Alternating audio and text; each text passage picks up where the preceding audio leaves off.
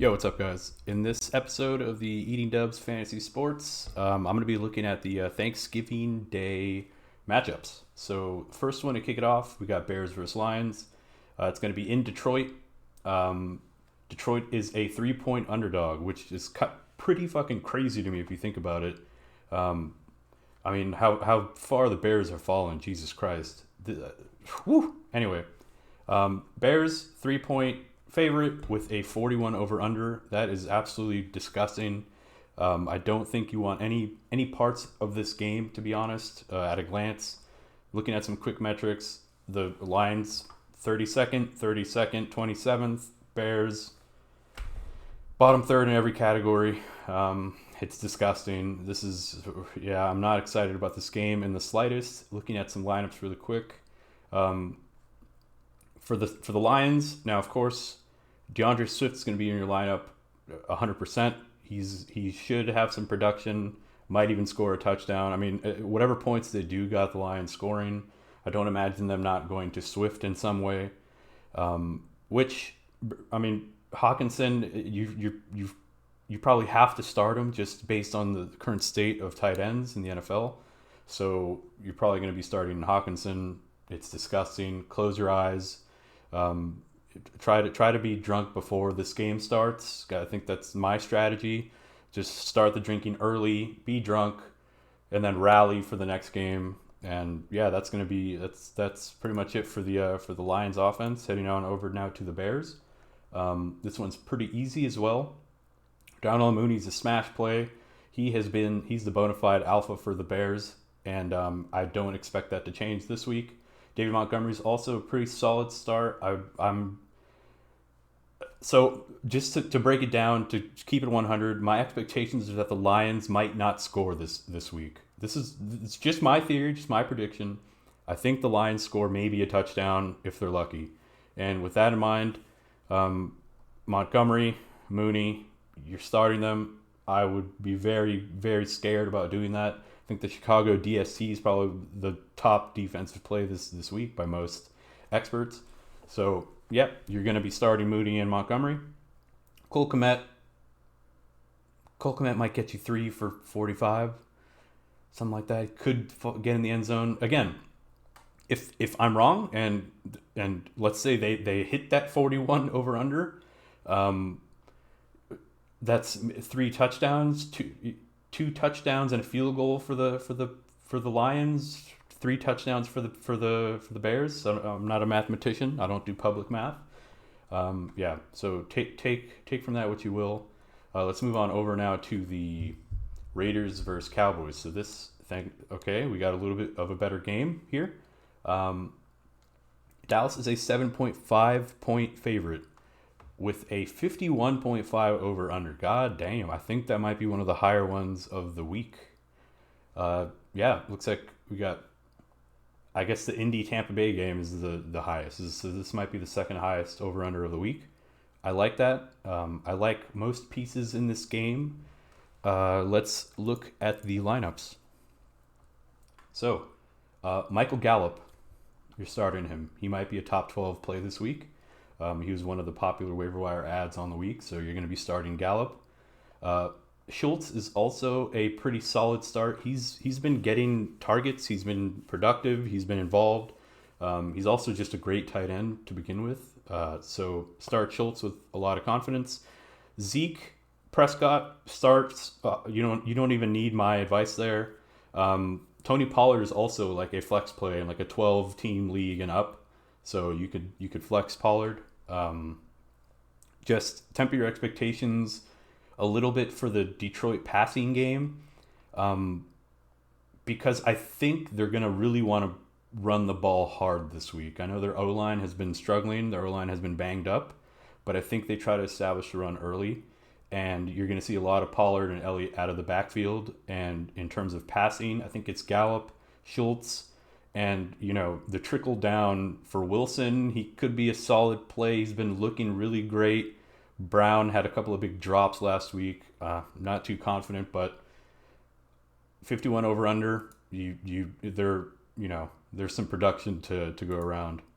I don't know what I just did. Let's now move over to the Raiders. The Raiders.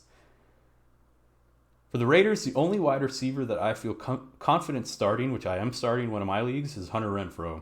Last week, tough week in general. The Raiders had the ball for like 30 seconds the entire game. I don't know, like the Bengals just held the ball the entire game, so that was a frustrating game if you're a Raiders player manager, other than Darren Waller, of course. I think he had like 10 receptions for like 130 yards or something crazy.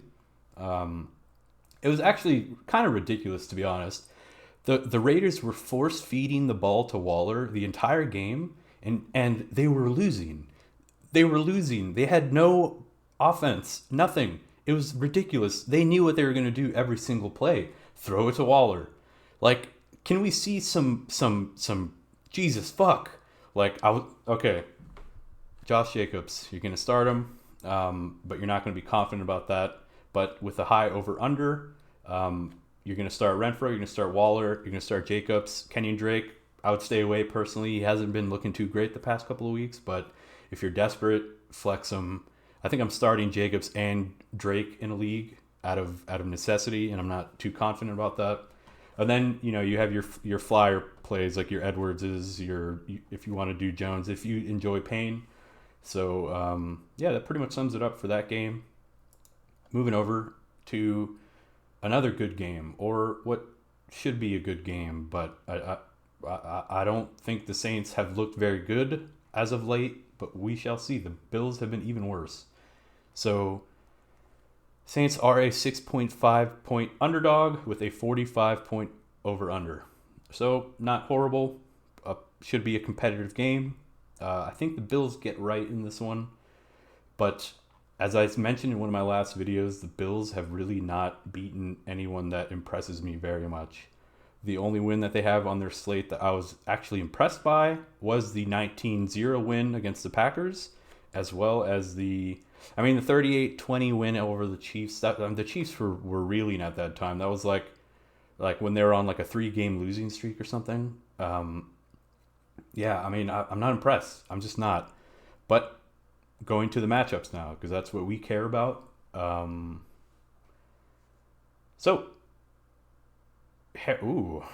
a glance, Harris has some nice metrics and a nice matchup as well. I mean, there are no nice matchups against the Bills secondary, to be honest, but I personally would stay away. Traquan Smith has established himself as like the lead alpha wide receiver one. So if you want to start Smith or Harris or Callaway, they're all dart throws. I would stay away. Deep league, like wide receiver 3, 4, flex play, I would maybe start Traquan, but that's the only guy I would feel confident. Again, as I mentioned, like at this time of the season, unless you're like 9-2, unless you're like 8-3 or fucking 9-2 or whatever, unless you're, secure, locked in, I would stay away from it if you're looking for like a ceiling play, because maybe you're in a league where total points dictates the rank, the top 3 or whatever. Callaway could be an interesting play. I don't like. You're going to start Ingram just because of how productive and how involved he's been. He gets like 6 targets a game out of the backfield. I don't understand. Like Camaro couldn't even get that. Like, I used to be a Camaro owner, and I traded Camaro away for Dalvin Cook, and the very next game, Camaro got injured. So I was very fortunate about that. I sacrificed a goat to make that happen. And now switching it over to the Bills. Diggs. It's Diggs. He's the only person I want to start. Diggs and maybe Knox. Knox came back last week and was pretty involved. Had a pretty solid stat line. So you can chase that if you want. I'm going to start Diggs. Beasley is a sneaky play as well. But the Saints secondary is great. It's borderline awesome. So I would temper my expectations here. Again, the over-under for this game is 45, which means there should be some scoring. But that's about league average. It's nothing crazy. You're going to start Ingram. You're going to start Diggs. Take a flyer on a Saints wide receiver. I would stay away from the running back situation for the Bills at the moment. Matt Breida's been getting run, and the coach recently said like he's secured, he's locked in a place in the running back room now. So Moss has looked disgusting. He doesn't play special teams. They might bench him. He might be inactive completely, and it might be a combination of Singletary. I think he said Singletary 1A, Breida 1B, which means I don't know. I don't know what that means. I wouldn't start any of them. They're all like deep league flex plays, in my opinion. You might be able to any one of those three could fall in the end zone, assuming they all play. So that pretty much wraps it up, guys, for the Thanksgiving matchups. Hope you guys enjoy the video. Please like and subscribe. Yeah, and let me know in the comments if you disagree with any of my takes. But anyways, take it easy, guys, and eat some dubs.